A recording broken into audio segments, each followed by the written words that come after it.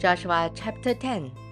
Now Adonizedek, king of Jerusalem, heard that Joshua had taken Ai and totally destroyed it, doing to Ai and its king as he had done to Jericho and its king, and that the people of Gibeon had made a treaty of peace with Israel and were living near them.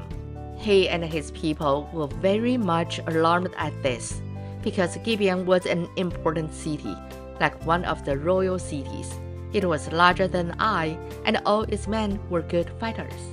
So Adonizedek, king of Jerusalem, appealed to Hoham, king of Hebron, Param, king of Jarmuth, Japhiah, king of Lachish, and Deber, king of Eglon. "Come up and help me attack Gibeon," he said, "because it has made peace with Joshua and the Israelites." Then the 5 kings of the Amorites, the kings of Jerusalem, Hebron, Jarmuth, Lachish, and Eglon, joined the forces. They moved up with their troops and took up positions against Gibeon and attacked it. The Gibeonites then sent word to Joshua in the camp at Gilgal, "Do not abandon your servants. Come up to us quickly and save us. Help us, because all the Amorite kings from the hill country have joined the forces against us." So Joshua marched up from Gilgal with his entire army, including all the best fighting men. The Lord said to Joshua, "Do not be afraid of them. I have given them into your hand. Not one of them will be able to withstand you." After an all-night march from Gilgal, Joshua took them by surprise. The Lord threw them into confusion before Israel, who defeated them in a great victory at Gibeon. Israel pursued them along the road going up to Beth-horon and cut them down all the way to Azekah and Makkedah. As they fled before Israel on the road down from Beth-horon to Azekah, the Lord hurled large hailstones down on them from the sky, and more of them died from the hailstones than were killed by the sword of the Israelites.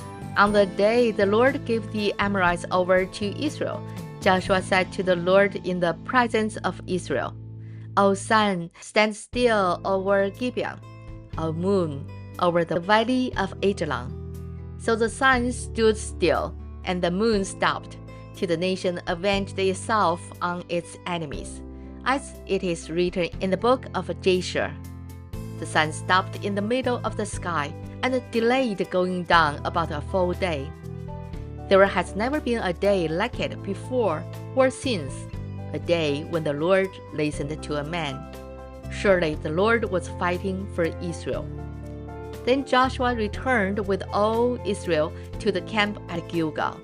Now the 5 kings had fled and hidden in the cave at Makkedah. When Joshua was told that the 5 kings had been found hiding in the cave of Makkedah, he said, "Roll large rocks up to the mouth of the cave and post some men there to guard it. But don't stop. Pursue your enemies.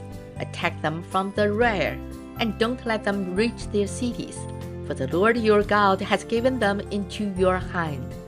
So Joshua and the Israelites destroyed them completely, almost to a man, but the few who were left reached their fortified cities.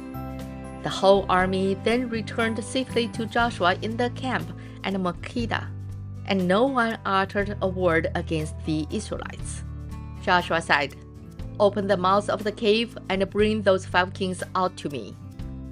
So they brought the 5 kings out of the cave, the kings of Jerusalem, Hebron, Jarmuth, Lachish, and Eglon.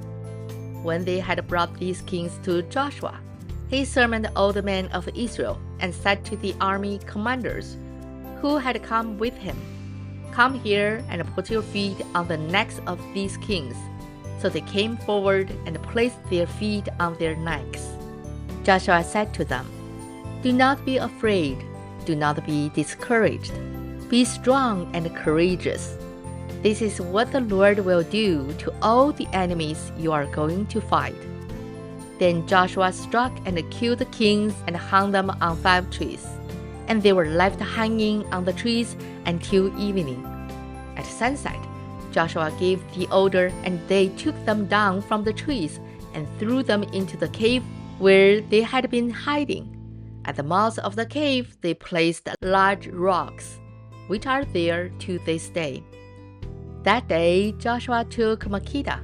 He put the city and its king to the sword and totally destroyed everyone in it. He left no survivors, and he did to the king of Makkedah as he has done to the king of Jericho. Then Joshua and all Israel with him moved on from Makkedah to Libnah and attacked it. The Lord also gave that city and its king into Israel's hand. The city and everyone in it Joshua put to the sword. He left no survivors there, and he did to its king as he had done to the king of Jericho. Then Joshua and all Israel with him moved on from Libnah to Lachish. He took up positions against it and attacked it. The Lord handed Lachish over to Israel, and Joshua took it on the second day. The city and everyone in it he put to the sword, just as he has done to Libnah. Meanwhile, Horam, king of Gezer, had come up to help Lachish. But Joshua defeated him and his army, until no survivors were left. Then Joshua and all Israel with him moved on from Lachish to Eglon. They took up positions against it and attacked it. They captured it that same day and put it to the sword and totally destroyed everyone in it, just as they had done to Lachish. Then Joshua and all Israel with him went up from Eglon to Hebron and attacked it. They took the city and put it to the sword, together with its king, its villages, and everyone in it. They left no survivors. Just as at Eglon, they totally destroyed it and everyone in it. Then Joshua and all Israel with him turned around and attacked Debir. They took the city, the king and its villages, and put them to sword. Everyone in it they totally destroyed. They left no survivors. They did to Debir and its king as they had done to Libnah and its king and to Hebron. So Joshua subdued the whole region, including the hill country, the Negev, the western foothills, and the mountain slopes, together with all their kings.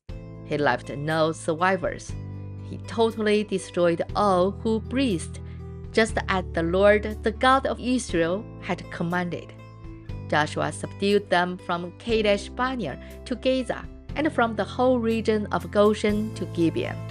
All these kings and their lines Joshua conquered in one campaign, because the Lord, the God of Israel, fought for Israel. Then Joshua returned with all Israel to the camp at Gilgal. This is the end of Joshua chapter 10. 神的话语要昼夜思想，与恩读经频道期待与您下次再见。